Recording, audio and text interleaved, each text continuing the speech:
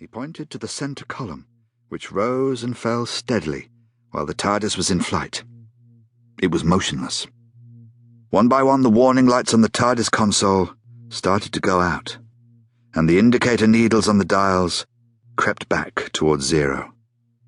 The main lights grew dimmer and dimmer, and there was an uncanny silence. "It's as if the TARDIS is dying," whispered Sarah. "I better try the scanner, while there's still enough power to operate it," said the doctor.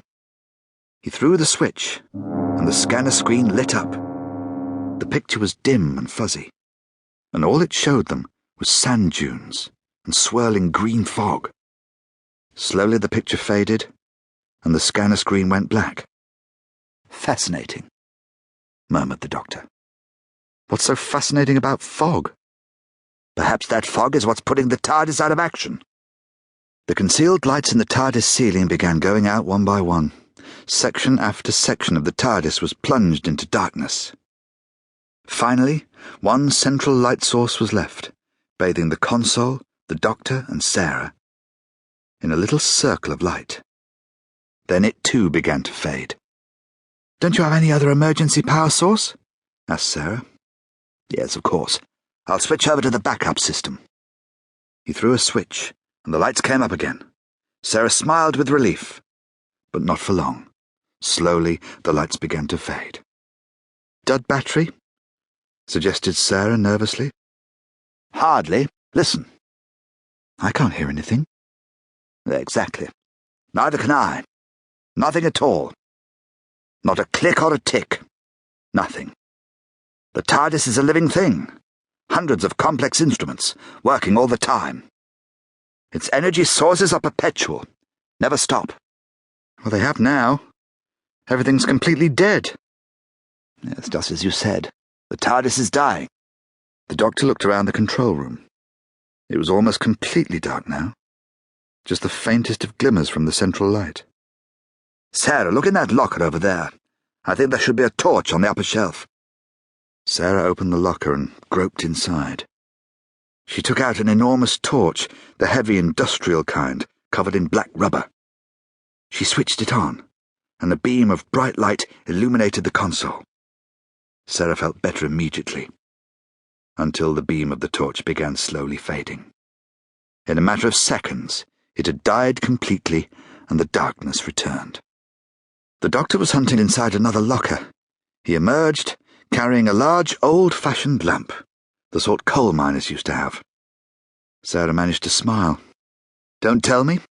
You're going to rub it and produce a genie." The doctor held the lamp to his ear and shook it. "On the contrary, I'm going to cast some light on our situation." He took a box of old-fashioned sulphur matches from the locker, struck one and lit the lamp.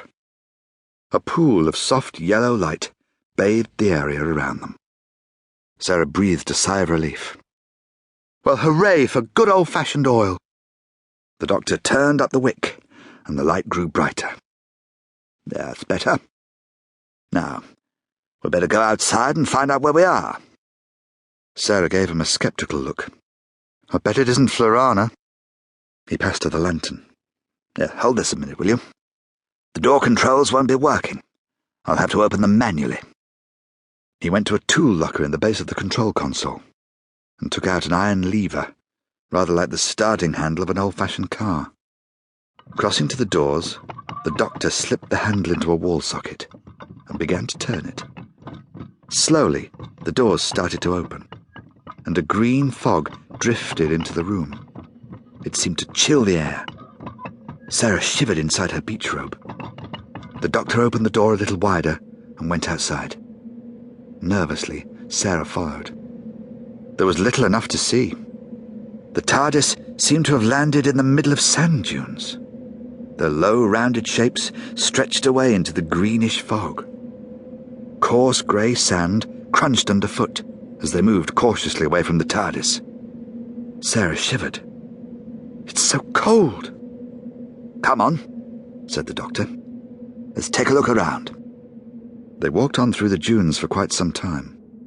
Suddenly, Sarah jumped back in terror as a menacing black figure loomed up out of the fog. The doctor held her arm.